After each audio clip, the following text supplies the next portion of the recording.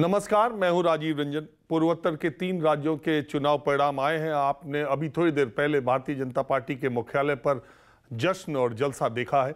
त्रिपुरा में भारतीय जनता पार्टी दोबारा वापसी करने में कामयाब हुई है और नागालैंड और मेघालय में वो गठबंधन सरकार बनाने जा रही है, हालांकि छोटे पार्टनर के तौर पर। लेकिन इन पूर्वोत्तर के जो चुनाव परिणाम आए हैं उसमें एक अकेले आदमी ने शायद देश को अपने प्रदर्शन से चौंकाया है और इस चुनाव से पहले उनको शायद कम लोग भारत की राजनीति में जानते थे। उनका नाम है टिपरा मोथा के अध्यक्ष और त्रिपुरा के राजा प्रद्युत मानिक, जिन्होंने 13 सीटें हासिल की हैं। जो काम कांग्रेस और लेफ्ट के गठबंधन ने भारतीय जनता पार्टी से लड़ने में नहीं किया, वो राजा प्रद्युत मानिक ने किया है। हमारे साथ इस वक्त एक्सक्लूसिवली प्रद्युत मानिक अगरतला से सीधे जुड़े हुए हैं। प्रद्युत जी, सबसे पहले इन नतीजों पर आपकी पहली प्रतिक्रिया क्या है? क्योंकि आपने तो बहुत अच्छा प्रदर्शन किया, लेकिन भारतीय जनता पार्टी को सरकार बनाने में आपकी कोई जरूरत महसूस नहीं दिखाई दे रही। वो बात ठीक है। बीजेपी सरकार अपने बलबूते में बना रही है, लेकिन हम एक नई पार्टी थी और ये एक नई पार्टी जो आज से 2 साल पहले था भी नहीं त्रिपुरा में। ये 2 साल पुरानी पार्टी ने अपनी पहली असेंबली इलेक्शन में 20 में से 13 सीट जीती है। हम 20 में हमारा ट्राइबल जो क्षेत्र था उसमें 13 सीट जीते हैं। और हमने सीपीएम जो 25 साल राज कर रही थी त्रिपुरा में इससे पहले, और कांग्रेस जो सदियों से त्रिपुरा में है, उनको हमने सेकंड और थर्ड प्लेस में रख दिया है। तो ये खुद खुद ब खुद ही एक अचीवमेंट है। हाँ, हम आशा करते थे कि हम और 2-3 सीट्स और निकाल लेंगे, लेकिन ये जो इलेक्शन फाइट हुआ है अच्छे तरीके से हुआ है। और अब हम आशा करते हैं कि हम एक जिम्मेदारी का रोल निभाएंगे अपने विपक्ष में। देखिए, 44 सीटें बीजेपी गठबंधन ने 2018 में जीती थी। वो सीटें जो कम हुई हैं वो ट्राइबल बेल्ट में आपने जीतने का काम किया है।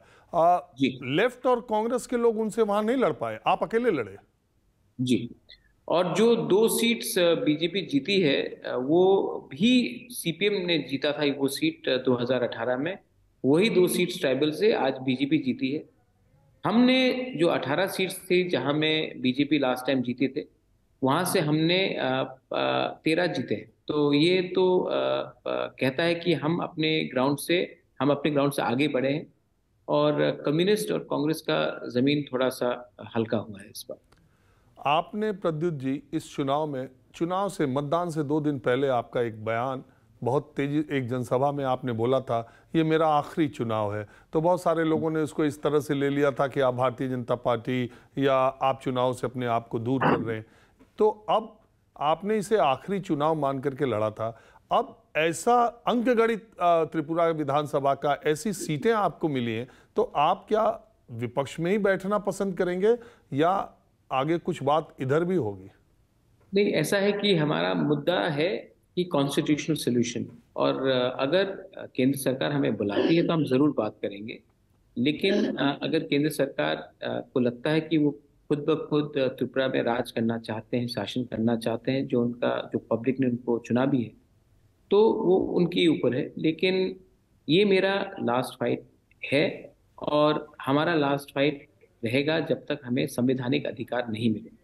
और मैं आशा करता हूं कि आने वाले दिन में गवर्नमेंट ऑफ इंडिया को भी समझना चाहिए कि जो बहुमत हमें मिली है, आप त्रिपुरा के जनजाति को अलग रखकर त्रिपुरा में डेवलपमेंट नहीं ला सकते हैं, त्रिपुरा में आर्थिक स्थिति को आगे नहीं बढ़ा सकते हैं।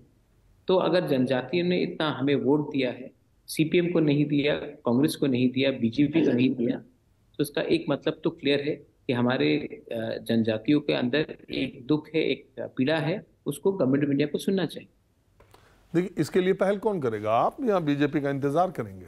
क्योंकि मैं ये जानता हूं कि चुनाव से पहले बीजेपी ने आपको संपर्क किया था, लेकिन कुछ वजहों से आप उनके साथ अगर बातचीत। अगर अगर बीजेपी बात करना चाहती है, बीजेपी नहीं, गवर्नमेंट ऑफ इंडिया बात करना चाहती है, होम मिनिस्ट्री बात करना चाहती है, तो मैं तैयार हूँ। अगर वो बात नहीं करेंगे तो हम तो असेंबली में आवाज उठाएंगे ही, हम तो मीडिया आपके थ्रू आवाज उठाएंगे ही। और जो हमने आवाज उठाया है, इसी के लिए आज जनजाति हमारे साथ है। अगर हम आवाज नहीं उठाएंगे तो हमारे संग लोग क्यों जुड़े रहेंगे? मैं एक बात जानना चाहता हूं, आपने 2-2.5 साल पहले ये पार्टी बनाई। आप कांग्रेस पार्टी के पीसीसी अध्यक्ष थे वहां त्रिपुरा में। उसके बाद आपने पार्टी छोड़ी, पहले सोशल ऑर्गेनाइजेशन, कुछ दिन के बाद आप चुनाव लड़े। आपने वहां के जो एडीसी के चुनाव हैं उसमें अच्छा प्रदर्शन किया, 28 में से 18 सीटें जीती। कांग्रेस पार्टी जिसने लेफ्ट से समझौता किया वो आज 3 सीटों पर सिमट के रह गई।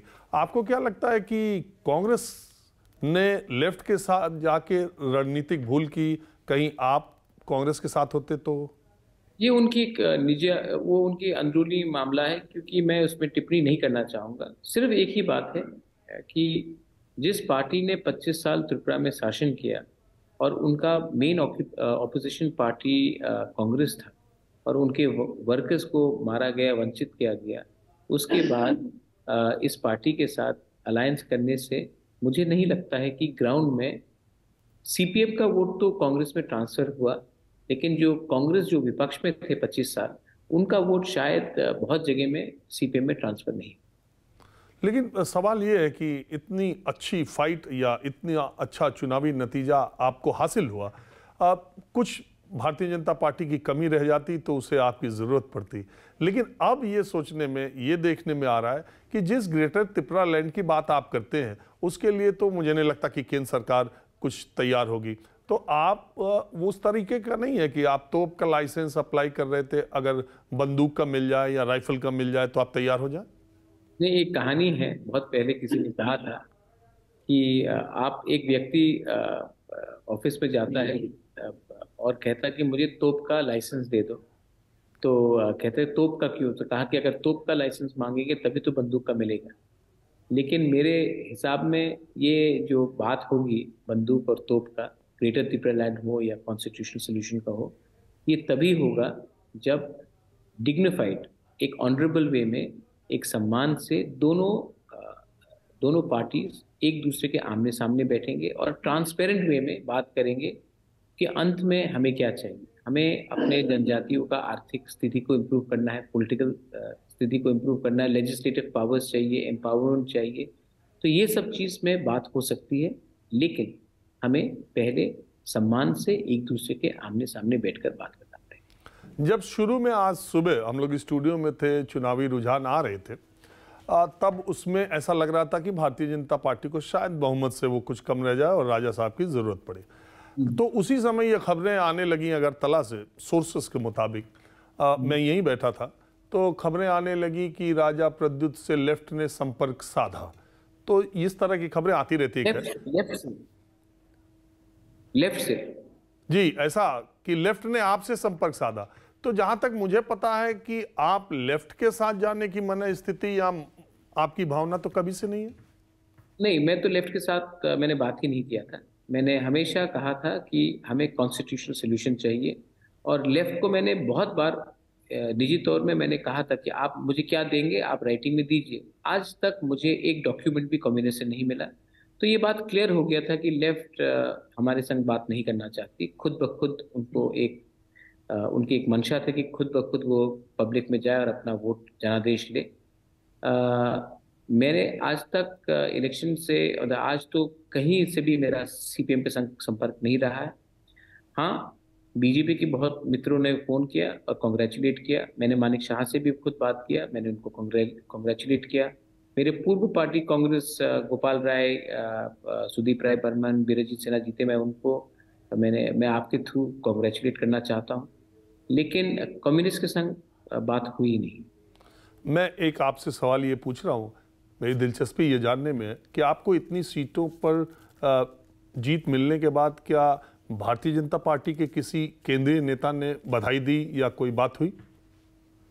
जी, बधाई दी। बड़े बड़े नेताओं ने बधाई दी। मुख्यमंत्री ने तो कैमरा के सामने ही बधाई दी। और दिल्ली के नेताओं में? हाँ, दिल्ली की भी दिए है और नॉर्थ ईस्ट की भी दी है। आप नाम बताना चाहेंगे या अभी नहीं बताना चाहेंगे? नहीं, ठीक नहीं रहेगा, क्योंकि अगर मैंने उनका नाम बताया तो उनके लिए ठीक नहीं होगा शायद। ये उन्होंने निजी तौर में मुझे फ़ोन किया है, मेरे पर्सनल रिलेशनशिप सबसे हैं। तो उन्होंने पर्सनल तरीके में मुझे बधाई दी है। ऑब्वियसली चीफ मिनिस्टर ने पब्लिकली कहा है तो वो अलग बात है। लेकिन जो लोग प्राइवेटली फ़ोन करके कॉन्ग्रेचुलेशंस बोलते हैं, उनका नाम टीवी के सामने लेना ठीक नहीं होता है। अच्छा, मैं आपसे देर हो गई है और आप आज दिन भर बिजी थे, बहुत ज़्यादा वक्त नहीं लूँगा। मैं आपसे एक सवाल पूछना चाहता हूं कि 2024 में, हालांकि त्रिपुरा में 2 सीटें हैं, 2024 का चुनाव क्या त्रिपुरा मोथा लड़ेगी लोकसभा का? अभी देखेंगे कि आने वाले, अभी तो पहले हमें देखना पड़ेगा कि जो 13 सीट्स में हम जीते हैं, कई सीट्स में हमारे मार्जिन 80% वोट मिला है हमें, 75% वोट मिला, मतलब कि लैंडस्लाइड विक्ट्रीज हुए हैं। तो हमें देखना पड़ेगा कि कौन से सीट में हम हमारी कितनी क्षमता है, और उसके बाद हम आने वाले दिन में रणनीति तैयार करेंगे। अच्छा, एक और सवाल कि क्या आप, वैसे तो आप एडीसी में हैं, आगे आप चुनाव लड़ने की कोई मंशा रखते हैं? नहीं, मैं अभी कोई मंशा नहीं रखता हूँ। अभी मैं थोड़ा सा ट्रीटमेंट भी करना चाहता हूँ अपना हेल्थ का, स्वास्थ्य का, और उसके बाद जो लोगों ने हमें प्यार दिया है, मैं उनके साथ बैठकर, अपने लोगों के साथ बैठकर उनसे घुल मिलकर आने वाले दिन में क्या करना चाहिए उसके बारे में बात करना चाहिए। एक बात ये आ रही है कि लोग ये कह रहे हैं कि जो कांग्रेस पार्टी इतनी बड़ी पार्टी है, नॉर्थ ईस्ट में उसका इतना पेनिट्रेशन था, इतने दिनों तक राज किया, भारतीय जनता पार्टी त्रिपुरा के मामले में, बाकी जगहों में भारतीय जनता पार्टी का प्रदर्शन कोई ऐसा नहीं है। उनके अलायंस पार्टनर जो है, एक ही जगह अलायंस था, बाकी जगह एनपीपी। तो लोग ये कह रहे हैं कि जब भारतीय जनता पार्टी से लड़ने की बात आ रही तो कांग्रेस से ज्यादा तो इस तरह त्रिपुरा मोथा ने जो लड़ाई लड़ी है, तो आपको लगता है कि देश के दूसरे हिस्सों में भी कांग्रेस के बजाय जो दूसरी शक्तियां हैं वो बीजेपी के आज के दौर में लड़ाई के लिए काबिल नहीं, या कांग्रेस पार्टी अपने को देश की सबसे बड़ी विपक्षी पार्टी करती है, अभी उसमें मातदाद 2024 के लिए कुछ है? नहीं, कांग्रेस तो बहुत बड़ी पार्टी है, हम तो बहुत छोटी पार्टी है। लेकिन मैं एक बात बोलना चाहता हूँ कि ममता बनर्जी भी कांग्रेस से थी, शरद पवार जी भी कांग्रेस से थे, मैं भी कांग्रेस से था, और बहुत लोग हैं जिन्होंने कांग्रेस को छोड़ा है, और आज YSR रेड्डी, और वो आज अपने राज्यों में उनका एक बेस है। क्यों है ये सब? तो एक समय कांग्रेस पे थे, इन्होंने कांग्रेस को क्यों छोड़ा? तो इस बात में कांग्रेस को इंट्रोस्पेक्ट तो करना ही चाहिए कि काबिल लीडर्स, स्ट्रॉन्ग रीजनल लीडर्स, उन्होंने कांग्रेस पार्टी छोड़कर, कोई अपना घर तो अपने मन से छोड़कर नहीं जाता है, तो क्यों उन्होंने छोड़ा और इस बात की क्या वजह है? अगर कांग्रेस इसमें ज़्यादा ध्यान दे तो कांग्रेस को मालूम पड़ेगा कि बहुत समय कांग्रेस ही अपने अच्छे लीडर्स को उठने नहीं देती है, जगह नहीं देती है और प्लेटफॉर्म नहीं देती है। इसी के लिए आज कांग्रेस की ये स्थिति है। कांग्रेस बहुत अच्छी पार्टी, उनके लीडर्स बहुत, सोनिया जी, राहुल गांधी, प्रियंका जी बहुत अच्छे लोग हैं, मैं उनको व्यक्तिगत तौर से भी जानता हूँ।